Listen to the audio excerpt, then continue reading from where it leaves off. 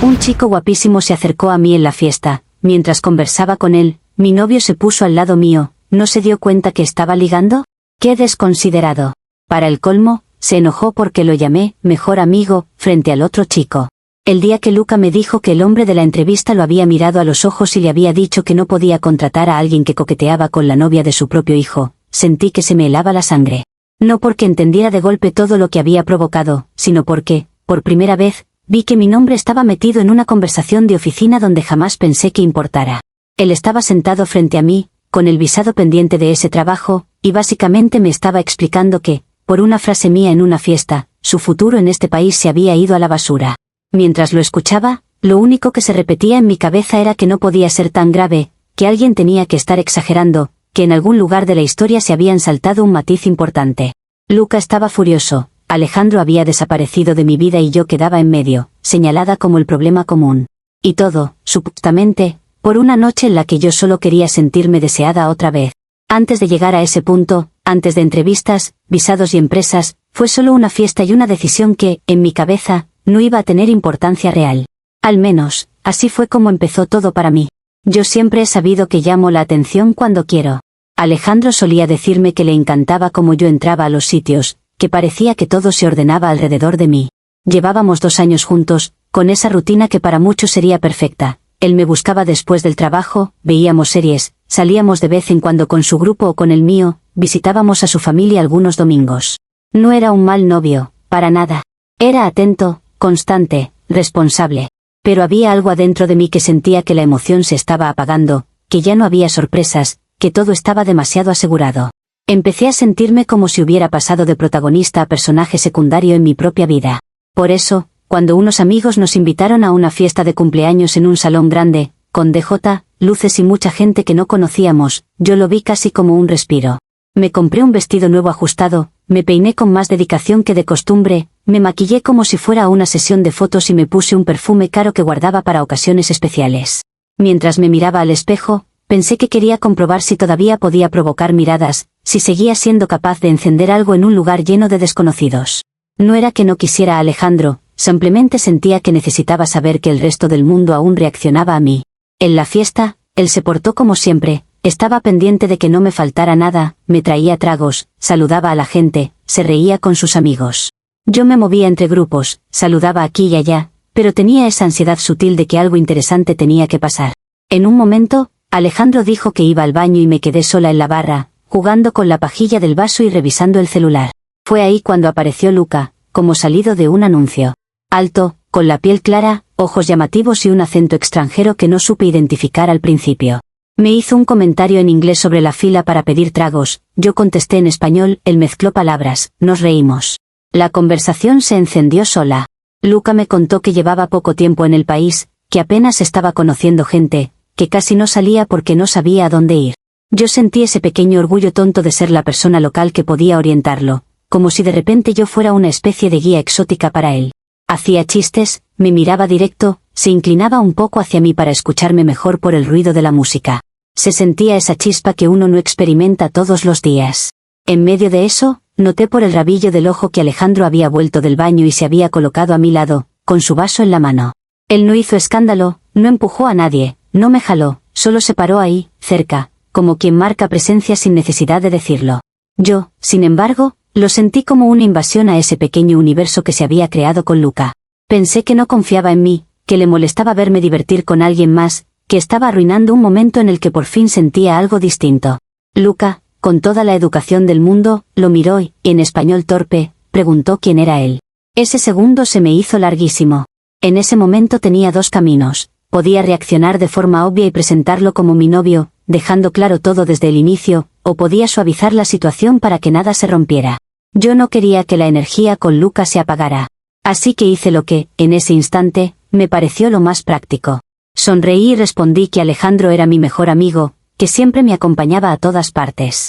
Usé un tono ligero, casi de broma, como si estuviera diciendo algo sin peso real. Dentro de mí sentí un pequeño pinchazo, pero lo ignoré. Luca se relajó inmediatamente. Su lenguaje corporal lo dejó clarísimo. En su cabeza, el posible conflicto desaparecía y yo quedaba disponible, sin ataduras. Volvió a concentrarse en la conversación conmigo, a preguntarme cosas, a hacer comentarios sobre la música y la ciudad. Alejandro, en cambio, se quedó unos segundos en silencio. Yo lo vi con el rabillo del ojo, pero no le di demasiada importancia, creyendo que se le pasaría, que entendería que todo había sido una forma de no cortar la conversación. Cuando por fin lo miré de frente, vi que tenía los ojos brillantes y la mandíbula apretada.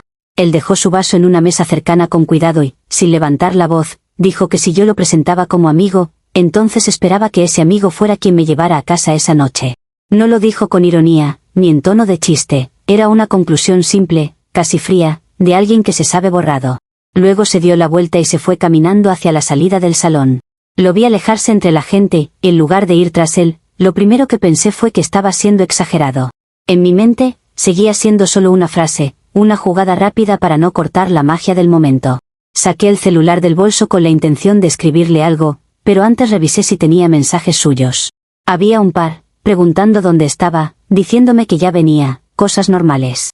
Le mandé un texto diciendo que podíamos hablar luego, que no hiciera un drama, que se estaba tomando demasiado en serio las cosas. No hubo respuesta. Esperé unos minutos, miré hacia la puerta, no lo vi regresar. Entonces, en lugar de irme detrás, me giré hacia Luca y dejé que la noche siguiera su curso. Bailamos, tomamos, hablamos de su país, de sus planes, de lo poco que conocía de la ciudad. Él se mostraba encantado con todo, cada cosa le parecía nueva y especial, y yo me alimentaba de esa mirada. Me sentí viva otra vez, como si me hubieran devuelto un protagonismo que creía dormido.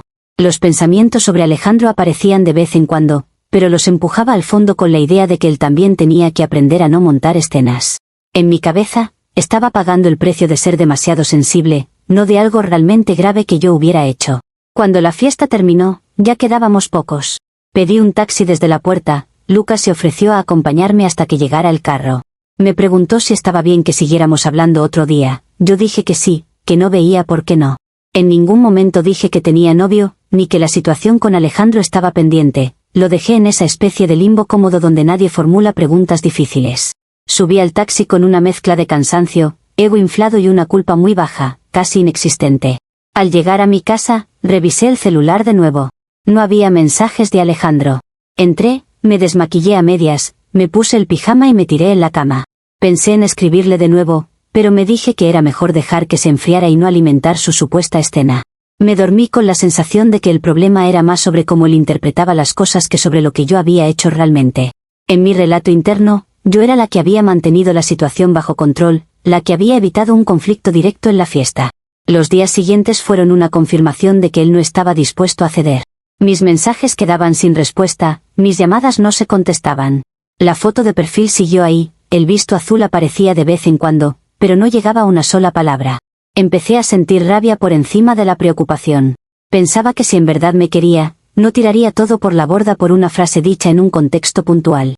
Empecé a repetir en voz alta, a mis amigas, que estaba viendo su verdadero carácter, que era orgulloso, que no sabía manejar una situación mínimamente incómoda, que me estaba castigando en vez de hablar.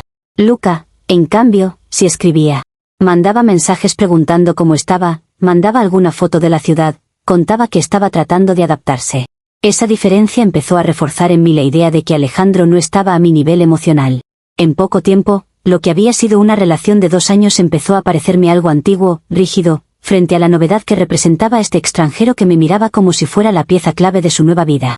Yo misma empujé esa comparación, convencida de que así justificaba todo lo que estaba pasando.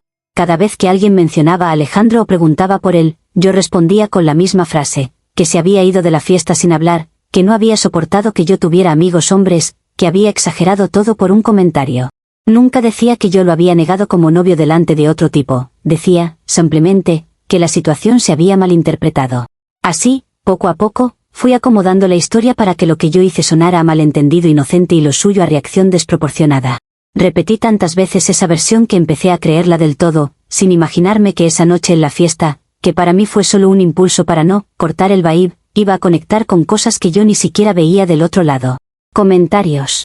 Usuario Anónimo 1 dice, presentas a Alejandro como exagerado, pero tú misma cuentas que lo borraste como novio delante de un desconocido mientras él estaba parado ahí. Eso no es una frase tonta, es negar la relación en su cara para poder seguir coqueteando. No hace falta gritar ni tirar vasos para que algo duela, a veces el daño viene precisamente de lo silencioso que fue. Respuesta de la OP, nadie está diciendo que no le haya podido doler, pero tampoco voy a convertir un comentario en una traición épica. Si yo hubiera querido engañarlo, ni siquiera lo habría llevado a la fiesta conmigo. Estábamos en un contexto social, con música, con gente nueva, y tomé una salida rápida para no cortar una interacción que estaba siendo agradable. Él podía haber esperado a que habláramos después en lugar de irse como mártir silencioso y desaparecer. Usuario Anónimo 2 dice, es llamativo como en todo momento te colocas como alguien que mantiene la situación bajo control, cuando en realidad fuiste tú quien causó el conflicto. Él no montó la escena, se fue. Tú fuiste quien decidió seguir la noche como si nada, bailar, coquetear y empezar a construir una historia nueva inmediatamente. Luego te sorprende que ya no tenga interés en contestarte. Respuesta de la OP, irme detrás dramatizando tampoco iba a solucionar nada. En ese momento sentí que, si él tomaba la decisión de irse sin decir nada más, era porque no estaba dispuesto a manejar una incomodidad mínima. Yo no iba a arruinar toda una noche por eso. Y que él no conteste después, bueno, también dice mucho de su capacidad de diálogo. Todo el peso no puede caer sobre mí como si él no hubiera tomado decisiones propias.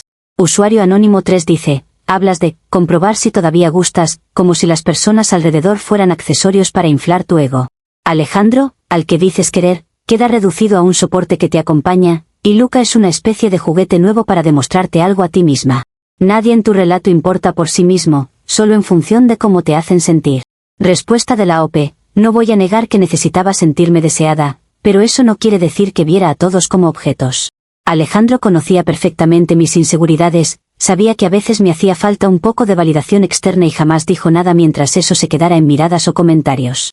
Con Luca la cosa se dio sola y yo reaccioné en el momento.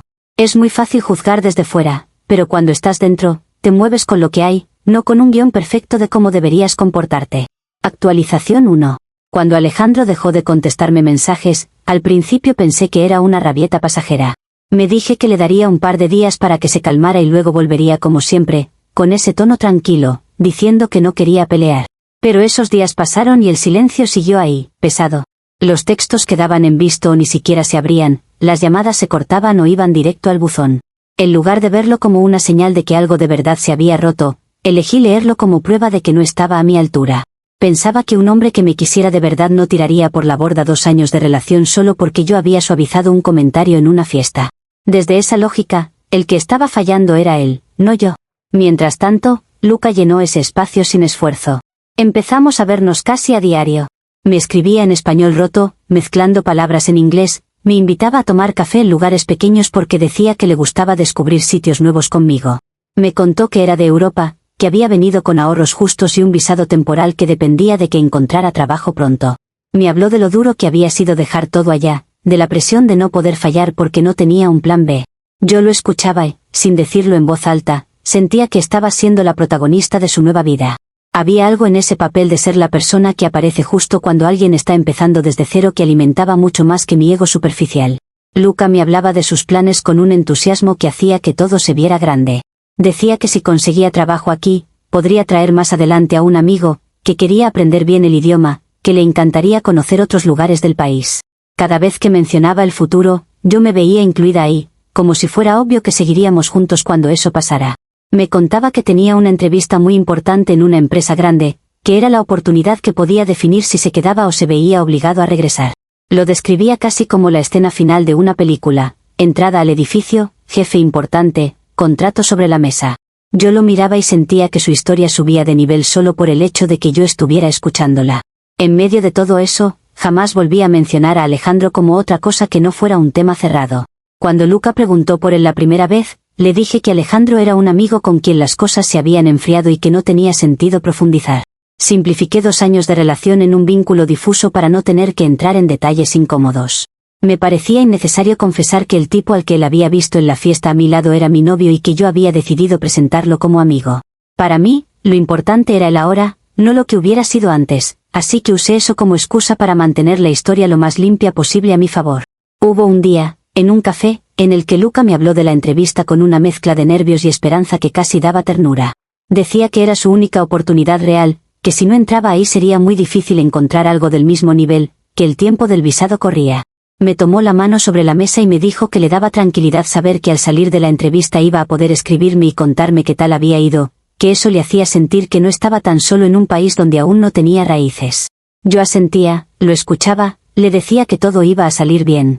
Me sentía, de nuevo, en ese papel de heroína accidental que llega justo cuando alguien está jugándose algo importante. En ningún momento se me ocurrió que esa empresa pudiera tener algo que ver con Alejandro. Ni siquiera conecté apellidos, ni sectores, nada. Para mí, el mundo estaba compartimentado. Por un lado, la vida que ya se estaba apagando con Alejandro. Por otro, la película nueva que estaba empezando con Luca, donde yo era pieza clave.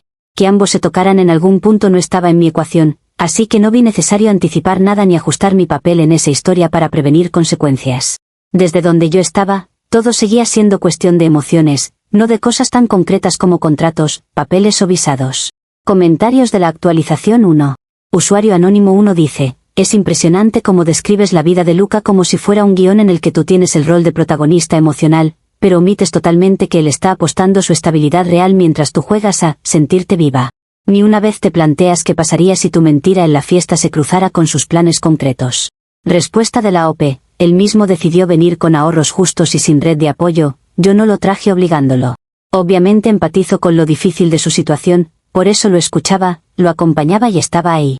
Pero no voy a cargar con la idea de que todo lo que pase en la vida de los demás depende exclusivamente de mí y de cada palabra que digo. Yo también estaba lidiando con una ruptura y con mis cosas, no era su representante legal. Usuario anónimo 2 dice: lo más revelador es que conviertes a Alejandro en un capítulo cerrado, porque no contesta, y a partir de ahí decides que no merece ninguna explicación. En lugar de ver el silencio como un límite claro, lo usas como excusa para hacer como si nunca hubiera sido tu novio. Eso no es pasar página, es borrar al otro de la historia porque te incomoda.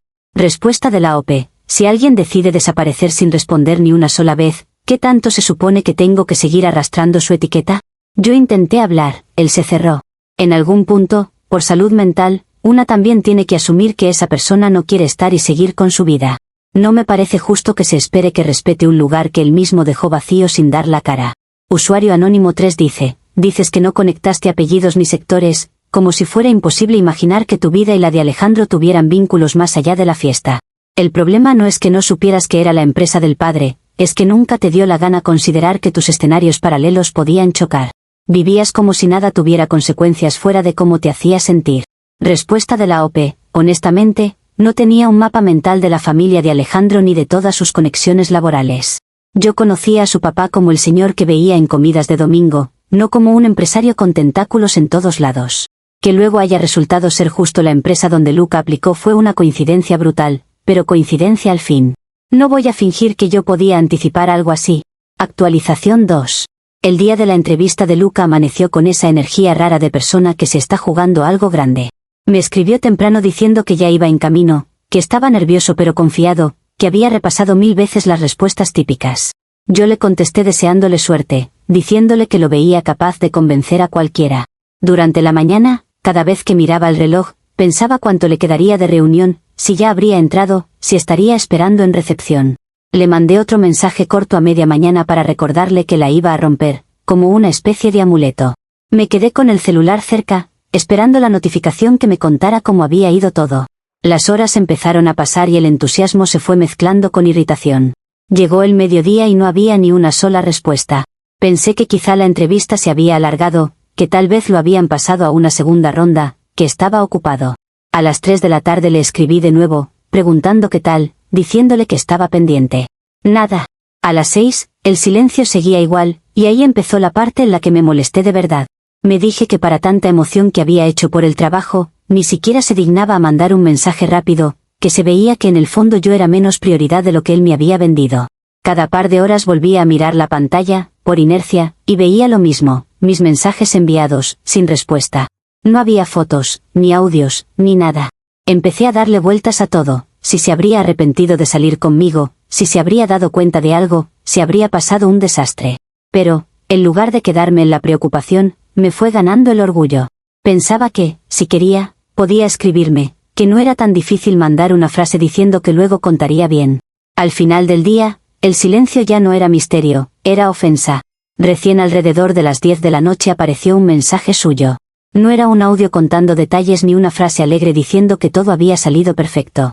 Era un texto corto, seco, pidiendo vernos al día siguiente porque había algo importante que hablar. El tono me cayó como un balde de agua fría. No sonaba a celebración ni a alegría, sonaba a problema. Le respondí que estaba bien, que podíamos vernos en la plaza cerca de mi casa, la misma donde nos sentábamos a hablar de sus planes. Cerré el chat con una sensación rara, como cuando sabes que algo cambió pero todavía no tienes la foto completa. Al día siguiente llegué antes y me senté en una de las bancas, mirando a la gente pasar. Esta vez no sentía ese cosquilleo de cita, sino algo más pesado, como una cita médica donde no sabes qué diagnóstico te van a dar. Luca llegó puntual, pero distinto. No hubo sonrisa abierta ni intento de besos, se sentó enfrente con la espalda rígida, las manos entrelazadas. Su cara no tenía rastro del entusiasmo con el que me hablaba antes de la entrevista. Lo miré esperando que soltara de una vez si lo habían aceptado o no, pensando que lo peor que podía decirme era que no lo habían tomado. No estaba preparada para nada más. Cuando abrió la boca, no empezó hablando de cómo lo habían recibido ni de las preguntas que le habían hecho. Me lanzó una frase que me dejó clavada en el banco. Me preguntó si la empresa a la que había ido pertenecía a la familia de Alejandro. Por un segundo pensé que me había escuchado mal. Sentí un frío que me recorrió la espalda. Pregunté, casi por reflejo, ¿por qué decía eso? ¿Qué tenía que ver? Él solo me sostuvo la mirada con una mezcla de reproche y cansancio que no le había visto nunca. Dijo que necesitaba que fuera sincera, que no tenía sentido que siguiera fingiendo que no sabía. En ese instante, toda la separación artificial que yo había puesto entre mi vida con Alejandro y mi vida con Luca se vino abajo. Empecé a recordar comentarios sueltos de Alejandro sobre la empresa de su papá, sobre reuniones, sobre proyectos. Me di cuenta de que jamás había preguntado el nombre de la empresa donde Luca iba a entrevistarse. Para mí era una empresa grande y ya. Me quedé en blanco unos segundos, incapaz de responderle ni que sí ni que no. La conexión que nunca quise ver se estaba dibujando sola delante de mí, y por primera vez empecé a sospechar que esa entrevista no había sido solo una entrevista cualquiera. Luca no necesitó que yo contestara para seguir. Me dijo que iba a explicarme lo que había pasado de todos modos, que ya no había vuelta atrás. Su voz sonaba controlada, pero muy lejos del tono dulce que usaba en los cafés.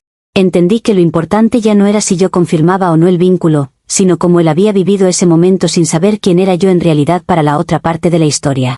Era la primera vez desde la fiesta que me veía a través de los ojos de alguien que estaba pagando consecuencias concretas por algo que, para mí, seguía siendo una frase en un salón con música alta. Comentarios de la actualización 2.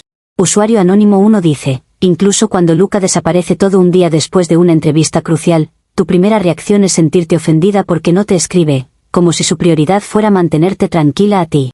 No se te ocurre que tal vez está en shock, gestionando un golpe fuerte. Todo pasa por el filtro de cómo te hace sentir a ti. Respuesta de la OP, que alguien esté en shock no le impide mandar un mensaje de una línea.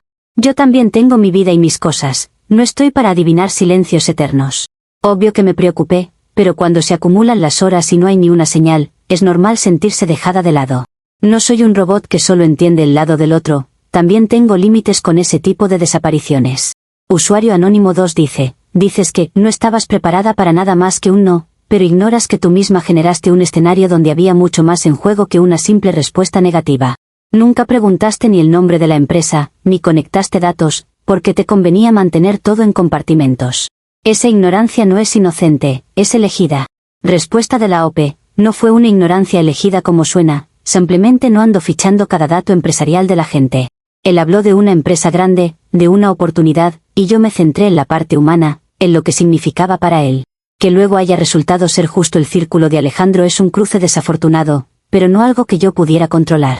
No voy a hacerme la analista de redes empresariales solo para que luego no me acusen de elegir, no saber.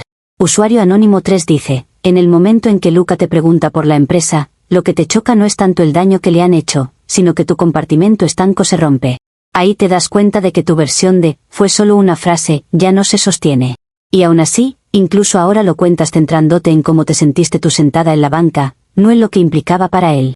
Respuesta de la OP, obviamente me impactó desde mi lugar, porque es desde donde viví todo. No estoy negando que para él fuera duro, solo estoy contando cómo me llegó a mí el golpe cuando entendí que había más capas. Que yo describa mi parte no borra la de él. Si se trata de buscar culpables únicos, está claro que todos prefieren señalarme a mí porque es más cómodo que aceptar que varios adultos tomaron decisiones en esa cadena.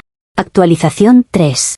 Luca empezó a contarme la entrevista con una precisión que me hizo sentir como si estuviera ahí sentada en la misma sala.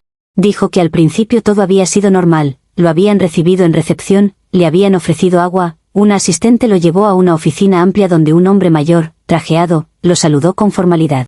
Revisaron su currículum, hablaron de su experiencia, de por qué había decidido venir al país, de sus habilidades. Él me decía que se sentía bastante seguro, que las respuestas fluían, que incluso el entrevistador había sonreído un par de veces. Hasta ahí, todo encajaba con la imagen de oportunidad que me había vendido desde el principio. Según él, el giro vino casi al final. Contó que el entrevistador volvió a mirar el currículum con atención, se quedó un momento en silencio y después levantó la vista con otra expresión, más dura. Le preguntó si recordaba una fiesta reciente, mencionó el salón, el cumpleaños, la música alta. Luca dijo que sí, que había estado ahí. Entonces el hombre le preguntó si conocía a una chica con mi nombre, me describió físicamente, incluso mencionó que yo iba con un vestido ajustado. Luca, sin entender el contexto, respondió que sí, que me conocía, que habíamos coincidido en esa fiesta. Ahí fue cuando, según me contó, el entrevistador se presentó con todas las letras, dijo que era el padre de Alejandro, que esa fiesta la había organizado un amigo del hijo y que Alejandro había ido acompañado de su novia. Explicó que su hijo había llegado muy afectado a casa después de la fiesta, que le había contado que un tipo se le había pegado a su novia toda la noche mientras él estaba parado al lado, que la novia había llegado incluso a presentarlo como mejor amigo, para borrarlo de la ecuación. Luca decía que en ese momento sintió que la sangre le bajaba a los pies, que entendió de golpe que esa escena era la misma que él había vivido desde el otro lado, pero con información incompleta. El padre de Alejandro, según relató Luca, no levantó la voz ni lo insultó. Simplemente dijo que, sabiendo eso, le resultaba imposible confiar en su criterio. Que si alguien era capaz de coquetear con la pareja de otro delante de sus ojos, en un contexto donde la falta de respeto era tan evidente, no era el tipo de persona que quería en su empresa manejando decisiones. Le dijo que agradecía su tiempo, que no iba a seguir con el proceso y que le recomendaba buscar oportunidades en otra parte.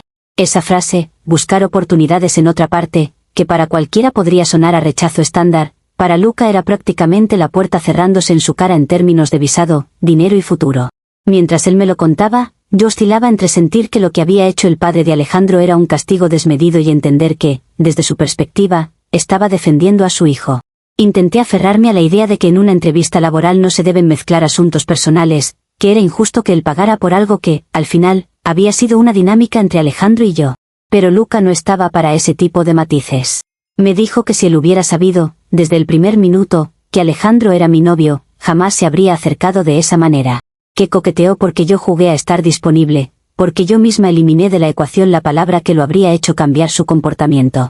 Se le notaba la rabia contenida. Decía que no solo se sentía humillado por la forma en que lo rechazaron, sino engañado por mí. Porque en esa oficina, frente a ese hombre, entendió que era el único que no sabía la historia completa. Para ellos, yo era la chica que negó a su novio, para él, hasta ese momento, yo había sido la salvación en un país nuevo.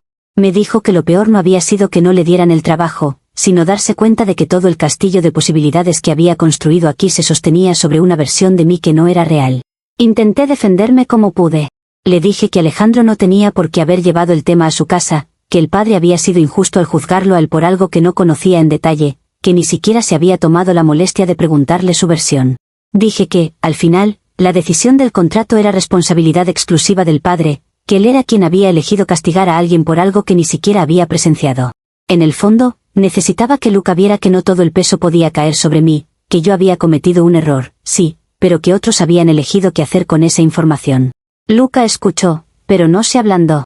Me dijo que podía entender que un padre protegiera a su hijo, aunque no compartiera las formas. Que, de hecho, si estuviera en el lugar de Alejandro, también le habría dolido ver a alguien coqueteando con su pareja. Y que, por eso mismo, tenía claro que el problema principal era yo. Dijo que yo había mentido a los dos, a Alejandro, negándolo en la fiesta, y a él, ocultándole la verdadera naturaleza de esa relación. Que, si yo hubiera dicho desde el principio que tenía novio, nada de esto estaría pasando, porque él habría sabido dónde pararse. Para terminar, soltó que, en esa historia, yo era el eslabón común entre la relación rota y el futuro roto, y que no estaba dispuesto a hacerse cargo de alguien así. En ese momento sentí que el piso se movía, pero no porque pensara de golpe que él tenía toda la razón, sino porque entendí que mi margen de maniobra se había reducido. Ya no estaba en la posición cómoda de reacomodar el relato para que sonara menos grave. Tenía delante a un hombre que había perdido su oportunidad clave y que me estaba poniendo el espejo en la cara. Aún así, mi reflejo seguía siendo el de alguien que creía que el resto había exagerado muchísimo un gesto que, en origen, yo seguía considerando mínimo. Comentarios de la actualización 3.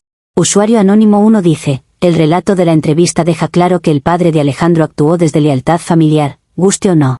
En cambio, tú, que dices querer tanto a Alejandro y apoyar a Luca, fuiste la única leal solo a tu ego. Ellos se movieron según su escala de valores, tú según la necesidad de sentirte deseada. Respuesta de la OP: lealtad familiar no es sinónimo de justicia.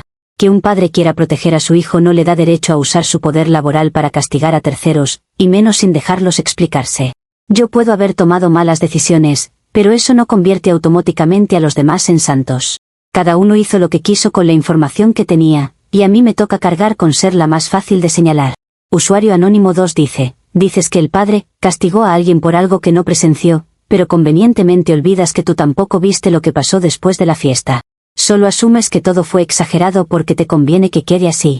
La diferencia es que él confió en la palabra de su hijo, tú ni siquiera confiaste en el vínculo que decías tener con Alejandro. Respuesta de la OP: confiar en alguien no significa entregarle cheques en blanco para que sus emociones dicten el futuro de otros.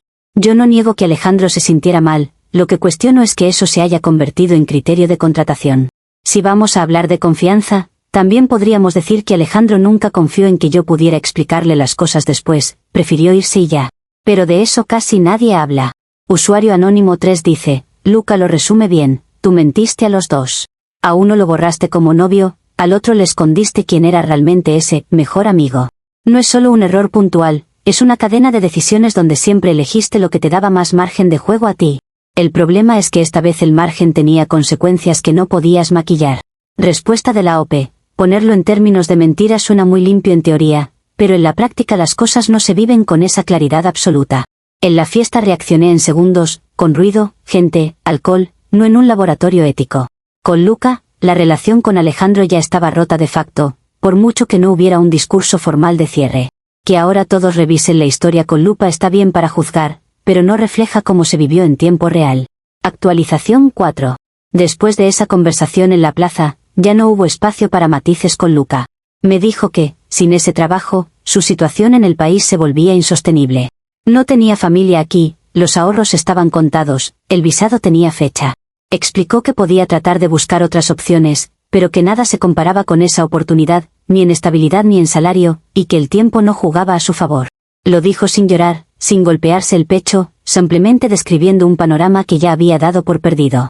Cada frase que soltaba era un recordatorio de que, para él, mi juego en la fiesta y mi silencio después no habían sido meros detalles. Yo intenté girar la conversación hacia el nosotros. Le dije que podíamos buscar alternativas, que no todo dependía de una empresa, que había más lugares donde aplicar, que tal vez esto era una señal de que debía tomar otro camino. Sonaba bonito en palabras, pero incluso yo sentía que eran frases vacías frente a la magnitud práctica del problema. Luca me escuchaba, pero no se movía un centímetro.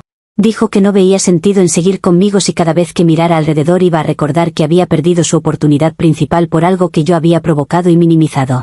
Que no quería construir nada con alguien a quien tendría que agradecerle que no le arruinara más cosas. En un momento, casi por autoprotección, me salió a acusar a Alejandro directamente. Dije que, al final, el que había decidido llevar el tema a su casa había sido él, que fue su orgullo el que desencadenó todo, que nadie lo obligó a contarle al padre la escena con tanto detalle. Lancé palabras fuertes sobre cómo se notaba que los dos eran unos clasistas, que preferían castigar a un extranjero sin red antes que revisar qué tan perfecta era su propia familia. Escribí después un mensaje larguísimo a Alejandro, soltando todas esas acusaciones, diciendo que había destruido la oportunidad de alguien solo para sentirse vengado, que había demostrado exactamente el tipo de persona que era. Alejandro nunca respondió. Ningún audio, ningún texto, nada. Lo único que supe de él fue por amigos en común, que me contaron que cuando le mencionaron el asunto, él simplemente dijo que no había hecho nada más que contar la verdad en su casa, que si yo me había presentado como soltera, no podía esperar que el resto tapara eso. Dicen que añadió que, si Luca hubiera sabido que yo era su novia, ni siquiera se habría acercado, y que por eso el problema no eran ni él ni su padre, sino yo y la forma en que me había movido. Escuchar eso me enfureció y, al mismo tiempo, me dejó sin reacción. Sabía que desde fuera era mucho más fácil comprar esa versión que la mía. Luca, por su parte, marcó distancia rápido. Me dijo que en una semana se iría del país porque no tenía más margen y que prefería no complicar las cosas con despedidas largas. Dijo que no quería verme más, ni recibir mensajes, ni tener que lidiar con intentos de explicación. Frente a mí, sacó el celular, abrió nuestra conversación y me bloqueó. Fue una escena seca, sin dramatismo aparente, pero que tuvo un peso específico enorme. No tanto porque me partiera el corazón, sino porque me dejó colocada en un lugar del que era difícil escapar, la de la persona por cuya causa alguien se montaba en un avión sin haber conseguido lo que vino a buscar. Con el tiempo, me enteré de que efectivamente se había ido. Vi una última historia suya en el aeropuerto, con una maleta y una frase en inglés sobre aprender a saber con quién te metes. Después de eso, silencio absoluto. No supe si consiguió trabajo allá, si volvió a estudiar, si rehizo su vida. Lo único que quedó de él en la mía fue esa idea flotando de que, en su relato, yo debía ser el error del que uno se advierte a sí mismo. Alejandro también siguió adelante, empecé a escuchar que salía con alguien de su trabajo, que evitaba los lugares donde sabía que yo podía aparecer, que la vida le seguía sin necesidad de cruzarse conmigo. Entre la gente que supo toda la historia, mi nombre quedó pegado a la anécdota. Yo era la que negó al novio en la fiesta y por eso le tiraron abajo la entrevista al otro. Algunos lo contaban con morbo, otros con tono de advertencia, como si yo fuera un ejemplo de lo que pasa cuando alguien juega con fuego. Y aunque por dentro yo me repetía que era injusto reducir toda mi persona a una noche y a una frase, lo cierto es que, en muchas conversaciones, preferí seguir usando la misma versión simplificada de siempre, que mis papás, mis amigos, todos se habían ofendido por una tontería en una fiesta, y que un padre resentido se había tomado demasiado personal algo que no era para tanto. A veces, cuando paso cerca del edificio de la empresa del padre de Alejandro o cuando escucho a alguien hablar de visados y entrevistas en el extranjero, me viene un nudo al estómago. No tanto por ellos como personas, sino por lo que esa noche terminó representando. Mi impulso de sentirme deseada por un chico guapísimo en una fiesta terminó encadenando la ruptura de una relación y el derrumbe de un plan de vida que no era el mío. Pero incluso con esa incomodidad, la historia que mejor sé contar, la que uso para protegerme, sigue siendo la de la incomprendida que solo quería divertirse y se encontró con gente que decidió convertir su frase en un castigo desmedido. Comentarios de la actualización 4. Usuario anónimo 1 dice, es llamativo que cuando Luca te bloquea y se va, lo que más te pesa no es el daño que le hicieron sus circunstancias, sino el lugar en el que te deja a ti en el relato. Te preocupa ser el error en la historia de otro más que el hecho de haberlo empujado a irse sin nada después de venir a jugárselo todo. Respuesta de la OP. Obviamente no me alegra que las cosas le salieran mal, pero también tengo derecho a pensar en cómo quedo yo parada en todo esto. Nadie vive solo desde la culpa hacia el otro, también te preguntas qué etiqueta te ponen, qué lugar te dejan. No soy un monstruo, pero tampoco voy a desaparecer mis propias emociones solo porque es más cómodo que me vea como la villana absoluta. Usuario anónimo 2 dice, sigues hablando de un castigo desmedido por una frase, cuando la cadena entera muestra que no fue solo una frase, sino una actitud sostenida, negar al novio, priorizar tu ego, mentir por omisión, minimizar consecuencias. El problema es que quieres que todo se mida por lo que tú creías que significaba, no por lo que efectivamente causó. Respuesta de la OP. No voy a discutir que mis decisiones tuvieron más impacto del que imaginé, eso está claro. Pero entre reconocer eso y aceptar que todo se reduzca a que yo arruiné una vida y una relación, hay un trecho. Hubo muchas manos tocando este dominó, pero es más fácil colocar toda la responsabilidad en quien cometió el primer movimiento visible. Y sí, fui yo, pero eso no borra el resto de los empujones. Usuario anónimo 3 dice, dices que a veces sientes un nudo al pasar por la empresa o al oír hablar de visados, pero en vez de usar ese malestar para cuestionarte de verdad, lo usas solo para reforzar la narrativa de que eres una incomprendida. Mientras sigas viendo todo como la gente que decidió convertir mi frase en castigo, no vas a salir del mismo papel que llevas interpretando desde la fiesta. Respuesta de la OP, que algo me duela no significa que tenga que convertirme en mártir voluntaria. Puedo reconocer que hubo consecuencias que no imaginé, al mismo tiempo, sentir que el resto también tomó decisiones convenientes para ellos. Si otros quieren verme como el origen de todos los males, allá ellos. Yo sé que lo que pasó fue más complejo que una historia de buena y malo, aunque la versión sencilla sea la que mejor circula.